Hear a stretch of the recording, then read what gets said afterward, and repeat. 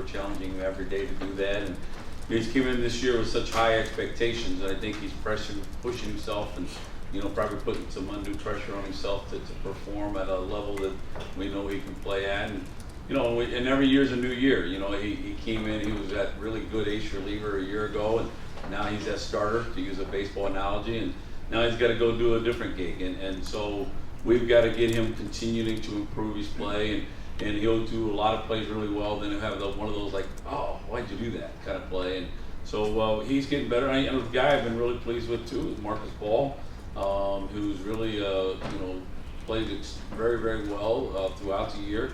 He's continuing to earn more playing time, which I think is kind of cool in his part.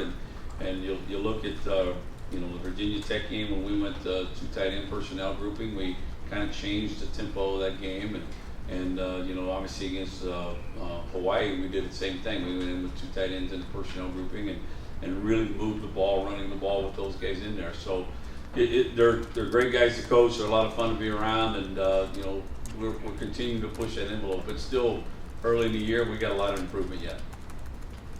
Right down front, Dave. Tim, if disaster happened and Nick Van Ed and Marcus Ball went down with an injury, who would you put in there at tight end? That would be an interesting question, only because the young guys aren't ready yet. To be as frank and honest with you as they can. I'm sure it'd be more of a personnel issue at that point. It would be, are we in different personnel packages? Are we in, 2 backs and 3 wide receiver groupings? Are we in, more, 1 tight end only and use him in 4 wide receiver groupings? And so, take no tight end out, 4 wide receiver groupings. So it'd be an interesting thing to go through. I hope we don't have to, knock on wood. And we're not where we want to be with the young guys yet. And obviously, the one thing about Ohio State, it has an expectation level every time you go out and play a game.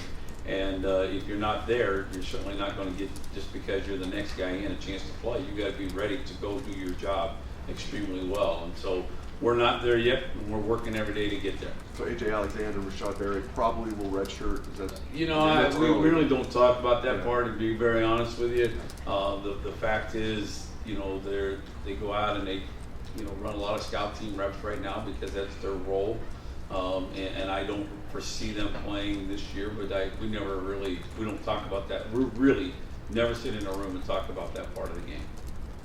Question is, if we need you to win, we're going to play you. Back on the left, fourth row. Coach, before you got to Columbus, you did a lot of work with running backs, and Yes. It's well documented that they had very little fumbling problems. This year, Zeke and Samuel kind of put the ball on the ground a couple times. Did you come in and work with them on ball security at all?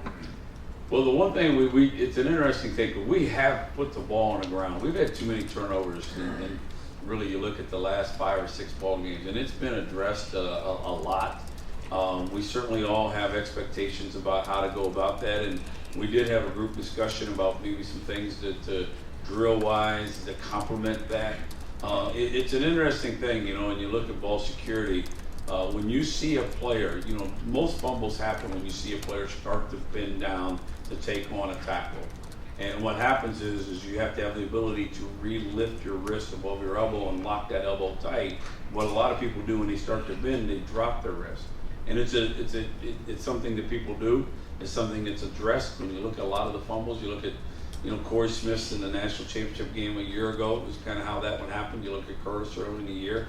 Same kind of thing happened. When you bend down, the arm was kind of parallel instead of wrist up, and those fumbles happen. So yeah, there's 3 things that we do and address, and I know Coach Myers wants us emphatically to make sure we get that changed, because eventually you'll come back and haunt you. You just can't put the ball on the ground. You can't have turnovers, and we were certainly addressing that very hard.